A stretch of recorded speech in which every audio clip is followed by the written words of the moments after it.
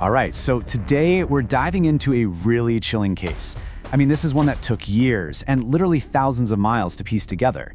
It's the story of a predator who, moved through the shadows of society, and the investigators who just slowly, painstakingly uncovered this trail of bodies he left behind. Okay, so let's set the scene. Our story kicks off in August of 2014 in Missoula, Montana, and it starts with a really gruesome discovery in the Clark Fork River. A discovery that would end up starting an investigation that, well, it revealed a history of violence way deeper than anyone could have imagined. So the victim was identified as a 36-year-old man named Gilbert Berry, though most people just called him Jack. He was pretty well known in the local unhoused community, and investigators knew right away this was not some random act. The level of violence was personal, and it was absolutely extreme. And when you look at the details, the cruelty is just horrifying. I mean, Jack Berry had been tortured. He was kicked, he was stomped, they put lit cigarettes in his nose, they even carved symbols into his skin. But the final cause of death, that was a single execution-style gunshot right to the head. So naturally, the police started their investigation at the transient camp where Berry lived. And pretty quickly, his girlfriend told them everything. She said that on July 30th, which was about a week before his body was found, two guys she knew only as Phoenix and Kenny had gotten into a really bad fight with Berry. It didn't take long to put real names to the nicknames. Phoenix was Kevin Lowe, and Kenny was Kenneth Hickman. So now they have suspects. The next step, of course, is bringing them in. But here's the thing. One was pretty easy to find. The other had just vanished. Okay, so the investigation started moving really fast. The police find Kenneth Hickman, and he admits to the assault, but he swears up and down he wasn't there for the shooting. But Kevin Lowe? He was gone. Poof. It took weeks for authorities to finally track him down, eventually catching him 800 miles away in Shreveport, Louisiana. He had run far and fast. Now in court, these two guys had very different outcomes. Hickman, he took a deal, pleaded guilty to aggravated assault, and got 15 years, with 5 of those suspended. But Kevin Lowe, Phoenix, he did something different. He pleaded no contest to deliberate homicide, which is kind of like saying, I'm not admitting I did it, but I'm not going to fight the conviction. And for that, he was sentenced to 40 years behind bars. So a 40-year sentence. Case closed, right? A brutal murder is solved. The killer's locked up. And for a while, yeah, it really seemed like that was the end of the story. But it was really only the beginning. So yeah, the case seemed totally shut. But then, 4 years into Lowe's sentence, investigators from clear across the country showed up, and they had some questions. And this is where the story just takes a massive, massive turn.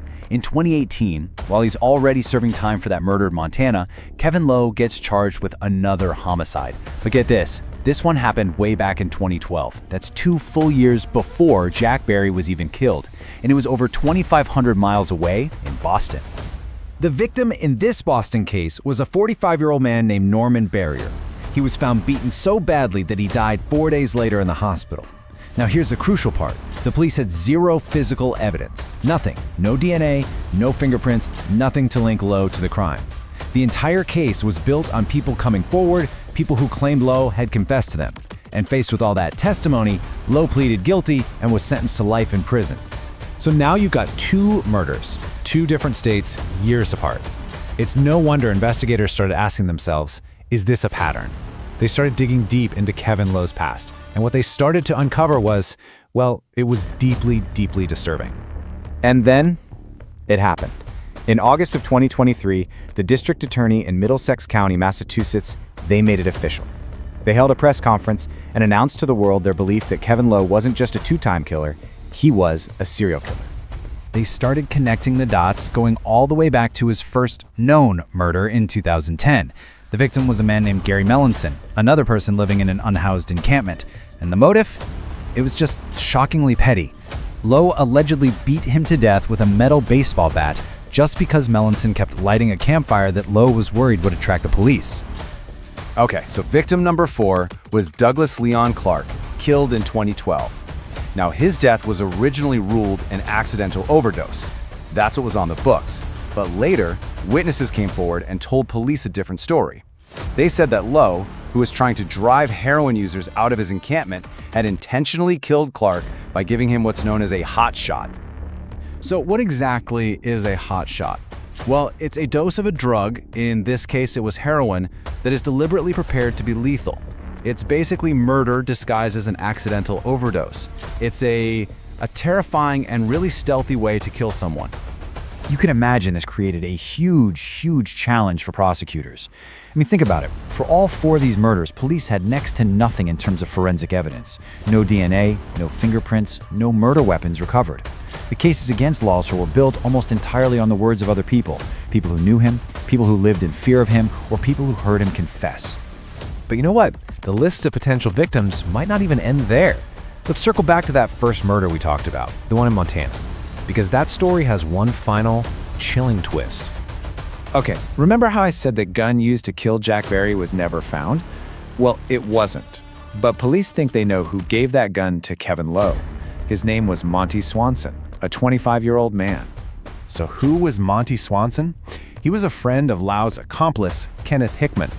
The story goes that he traded Lau the murder weapon in exchange for a pit bull. And then, after the murder, when Kevin Lau fled those 800 miles down to Louisiana, Monty Swanson went with him, and he was never, ever seen or heard from again. To this day, his disappearance is completely unsolved. So when you step back and you put all of these different pieces together, a really clear and frankly terrifying profile of this cross-country predator starts to emerge. So the official number, the one he's charged with, stands at 4 murders, 4 lives taken across 2 states. But you can't forget about Monty Swanson. His disappearance just hangs over that number like a dark cloud, suggesting the true total, well, it could be higher. When you really look back, Lau's MO, his method, was very clear. He preyed on the most vulnerable people in our society, individuals living in unhoused encampments. And you have to understand, this is a calculated tactic. Victims from these transient communities are just less likely to be reported missing. Their lives are often undocumented, which makes them much easier targets. His crimes stretched across the entire country, and he was disciplined about it, leaving almost no physical evidence behind. His power came from fear and intimidation. And all of this, it brings us to a final, really unsettling question. The only reason Kevin Lowe was ever caught is because people in these vulnerable communities eventually, finally, spoke up. But his case really forces us to ask, when a killer decides to prey on people that society has already made invisible, how many victims are never found at all? Picture this. It's 1982, and a cold case is unfolding that will terrify a city and completely stump investigators for decades. What started out as a hunt for a single, brutal predator unraveled over 40 long years into something much stranger, the hunt for 2. This is the story of how technology finally exposed a truth that absolutely no one saw coming. All right, so let's set the scene. We're in Toronto. It's the spring of 1982, and a real sense of fear is starting to creep across the city. Why? Because in the span of just 1 month, 2 young women are murdered, and the circumstances are terrifyingly similar. The public, and you better believe the police, were all asking the same chilling question. Is there a serial killer walking our streets? And when you look at the details, it's so easy to see why everyone was so convinced. On the left, we have 25-year-old Christine Prince. On the right, 19-year-old Jennifer Isford. Both were attacked right after getting off a bus. Both attacks happened after 1:30 in the morning, and both were sexually assaulted and then murdered. I mean, the parallels were just way too chilling to be a coincidence. So, this brings us to the first chapter in this story, a city that was absolutely gripped by fear. Police were almost certain they were looking for one man responsible for both of these terrible crimes. I mean, look at this. This perfectly lays out what the investigators were thinking. You've got young women, late at night, walking home alone, attacked right after getting off a bus. The crimes happened only 10 miles apart. Every single detail seemed to point to one predator with a very specific and frankly terrifying pattern. The entire investigation was built on this one killer theory. So with that one killer theory running the show, the investigation kicked off. And you know what? Very quickly. In the case of Jennifer Isford, they found a promising, and as it turns out, a very dangerous prime suspect. The evidence against this man, William Henson, seemed just overwhelming. First off, he had a history of sex crimes. Then you have an eyewitness, the bus driver, who says a man matching his description got off at the exact same stop as Jennifer. Early forensics showed the killer had type A blood and was a secretor, which just means his blood type could be found in other bodily fluids. And guess what? Henson was a match. But the real smoking gun was the physical evidence, a pair of ripped pantyhose found in his locked briefcase that matched the kind Jennifer was wearing that night. But here's the crazy part. Even with all of that, police just didn't feel they had enough to charge him with murder. So the case went cold. It would take a scientific revolution and 13 long years for justice to finally arrive. So how did they finally get him? Well, here's how it all came together. After he got out of jail for a different assault in '93, the police were watching him very closely. In 1995, they managed to grab a cigarette butt he threw away. Now, by this point, DNA testing was a real thing. They ran the test, and it was a perfect match to the killer's DNA from Jennifer's murder scene. 2 years later, he was in court, found guilty, and sentenced to life. So there it is, justice served. The 1982 Toronto murders that had haunted the city for so long were finally solved. William Henson, the killer, was behind bars for life. Case closed. Or so it seemed. Because one huge, crucial piece of this whole puzzle still didn't fit. And this is where the story takes a sharp, completely unexpected turn. Turns out, there was a second killer. This left one massive, unanswered question hanging in the air. If William Henson was the killer, why was the case of the other victim, Christine Prince, still wide open? The answer would shatter the entire foundation of the investigation. Okay, look at this timeline. On June 12, 1982, William Henson was arrested for a completely separate, violent assault. 10 days later, on June 22nd, Christine Prince was murdered. The conclusion here is just, it's undeniable. Henson was sitting in a jail cell when she was killed. He had a perfect, unbreakable alibi. It was never one killer. There were two. And just like that, a brand new hunt began. Decades after the crime, police were now looking for a ghost. Their only lead? The killer's DNA, recovered all the way back from that 1982 crime scene. So what do you do with a decades-old DNA profile? Well, you upload it to Canada's National DNA Databank. You can think of it like a massive library of genetic fingerprints from crime scenes and known offenders. Investigators uploaded the DNA of Christine's killer, hoping for a match. And eventually, they got one. And then, believe it or not, they got another. The databank didn't just find one crime. It revealed this whole hidden timeline of terror. The DNA from Christine Prince's murder in 1982, it also matched the 1983 murder of Claire Sampson, and, astonishingly, the 1997 murder of Gracelyn Greenidge. This ghost hadn't just killed once. He had struck at least 3 times over a 15-year period. And this right here is exactly why the killer remained invisible for so long. There was no obvious pattern. The locations were different. The causes of death were completely different. We're talking drowning, shooting, blunt force trauma. The only thing connecting these 3 women was the invisible signature of their killer's DNA. But even knowing he'd killed 3 times, police still didn't have a name. All they had was a DNA profile. It would take another huge leap forward in technology and another 2 decades to finally identify this ghost. So here's how they finally did it. In 2022, police turned to a revolutionary new tool called genetic genealogy. Now, this isn't like a criminal databank that only matches DNA to known offenders. This technique uses public ancestry databases to build out a family tree from the crime scene DNA. By 2025, the lab got a hit. They identified a family branch linked to the killer. From there, police were able to zero in on one man, Kenneth Smith. But there was just one final, bittersweet twist in this whole saga. Kenneth Smith, a convicted sex offender who had lived all across the Toronto area, had died back in 2017. The ghost was finally given a name, but he would never face a courtroom. For the police and for the families of his victims, the cases were now, finally, considered closed. 40 years. Just think about that. 4 decades of questions, of false leads, of families just waiting for answers. It took 40 years for science to finally catch up to a killer who had literally vanished into thin air. This whole case leaves us with a really powerful, lingering question. For every Kenneth Smith who is identified, how many other ghosts are still out there? Their secrets just locked away in a tiny DNA sample, waiting for the right technology to finally bring them into the light. All right, today we are diving deep into a crime spree that absolutely gripped Chicago's South Side. It's a case that's as tragic as it is complicated, and it all points to one single suspect. So picture this. It's 2020, and a wave of fear is just washing over parts of Chicago. A whole series of shootings, seemingly random, with no clear motive, leaves 6 people dead and an entire community just desperate for answers.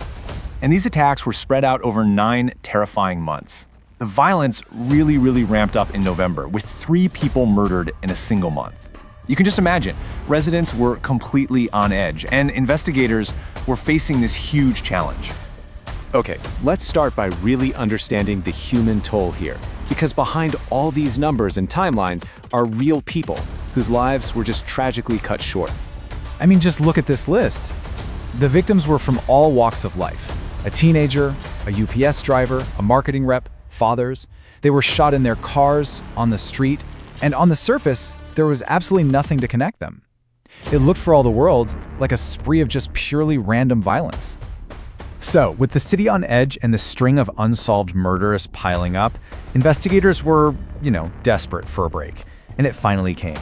The investigation into just one of the victims provided that crucial first clue that would start to unravel this entire case. Investigators honed in on the murder of 26-year-old Luis Davos Garcia.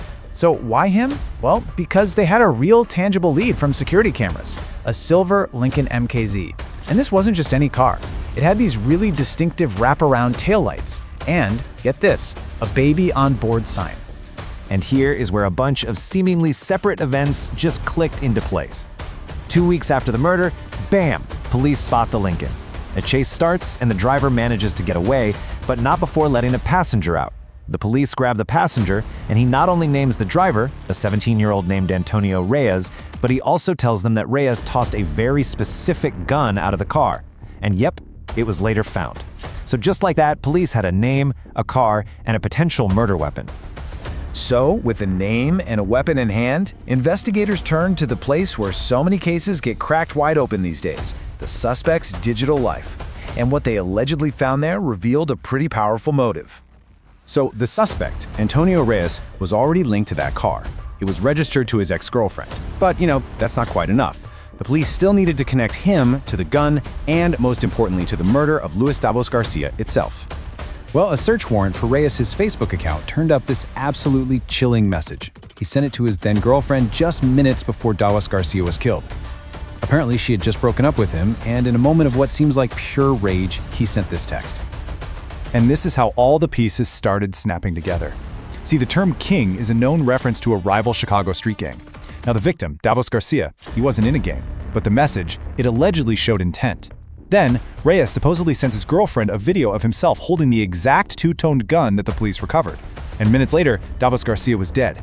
It's like his own digital footprint tied his anger, the weapon, and the murder together in one very tight timeline. So let's look at how this one arrest for one murder back in December 2020 eventually led investigators to charge Reyes for 5 other unsolved killings almost 4 years down the road. At first, Reyes was only arrested for the murder of Luis Davos Garcia. But for the next 4 years, investigators were quietly building their case in the background, using evidence like ballistics to link that same gun to the other 5 murders.